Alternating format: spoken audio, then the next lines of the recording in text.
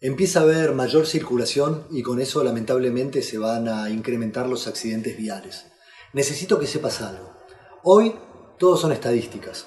¿Sabés que más de 2.000 personas mueren a causa de accidentes de moto cada año? Y que si rodás con la moto y no tenés el casco puesto, tenés un 70% de posibilidades más de matarte.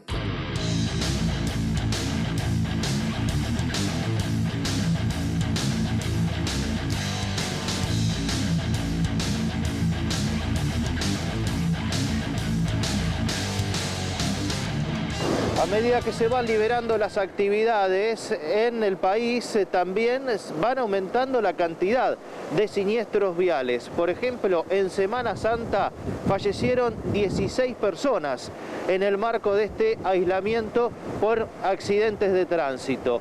En su mayoría tiene como protagonistas a los motociclistas. De los que tuvimos en Semana Santa fallecidos, el 81% fueron motociclistas.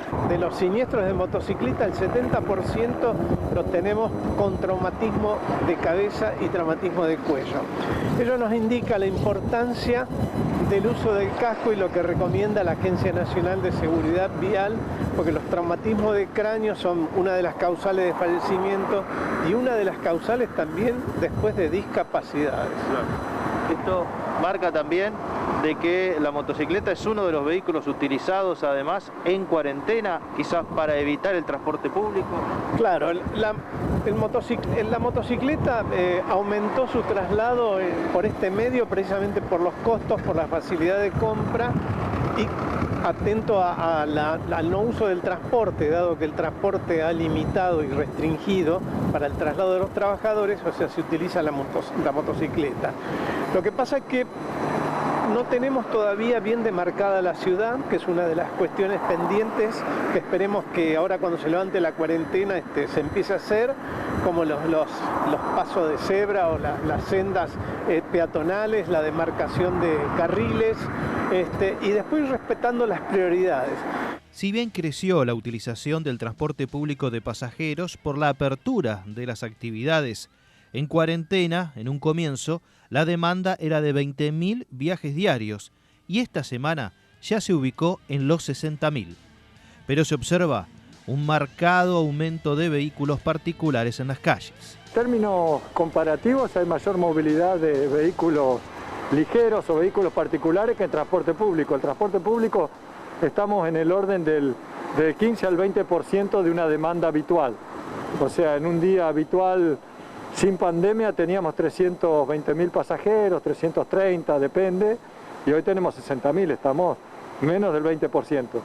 No obstante, en los vehículos es diferente, de hecho hoy ya ve uno que para estacionar ya empieza a costar de nuevo, ¿no? Claro. En el microcentro todavía no se está cobrando el estacionamiento medido, por ejemplo. No, todavía no, y eso se está notando de hecho porque hay una muy buena ocupación de vehículos en el microcentro, lo cual implica que probablemente hay mucha gente que haya tomado el vehículo privado como alternativa al transporte público. La bicicleta también es un planteo de alternativa, las motos, y bueno, esto es parte también de la evolución que vamos a tener que ir viendo tanto en el sistema de transporte público como en la movilidad en general. Y entendemos que en la medida que se vayan aceptando más actividades, que el sector comercial empiece a trabajar de otra forma, vamos a ver lógicamente ese impacto. La pregunta que siempre nos hacemos es hasta qué punto la ciudad, como hemos venido hablando siempre, puede absorber movilidad solamente en coche, ¿no? Más cuando estamos diciendo que la alternativa en algunos casos al transporte público es el coche.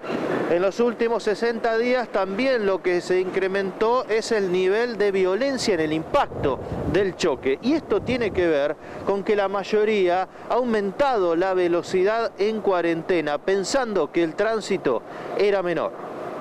Y tenemos velocidad excesiva en la mayoría de los siniestros que están ocurriendo. Yo la otra vez te comentaba, tenemos muchos siniestros con impacto y posteriormente vuelco. Eso da cuenta de la velocidad de circulación y eso también se debe a la menor cantidad de flujo de autos. La gente como que pierde la noción del riesgo por un lado y tampoco por el otro a veces está muy consciente o atento a lo que va haciendo por los problemas que tiene, ¿no? ¿Cómo afecta la cuarentena en la psicología del conductor? Y el otro problema es que cada uno está atravesando distintas situaciones, en algunos casos situaciones económicas, en algunos casos situaciones familiares, el que está divorciado con el tema de la tenencia de los chicos, cómo entretenerlos, cómo pagar, cómo salir adelante, y bueno, y encima manejando es muy difícil estar con una concentración plena, así que tenemos que relajarnos un poquito, estar conscientes cuando salimos a la calle y sobre todo respetar la velocidad y las prioridades. Si todos respetan la velocidad y las prioridades de paso, y los accidentes no tendrían que ocurrir. Lo que a uno le da pena es que solamente en este momento no hay siniestro porque la gente se mueve menos, pero no es porque hayamos cambiado los comportamientos, o sea, no es un tema de concientización, sino un tema de cantidad. Sería bueno que esa caída de los siniestros se diera aún cuando estamos moviéndonos como nos movemos habitualmente.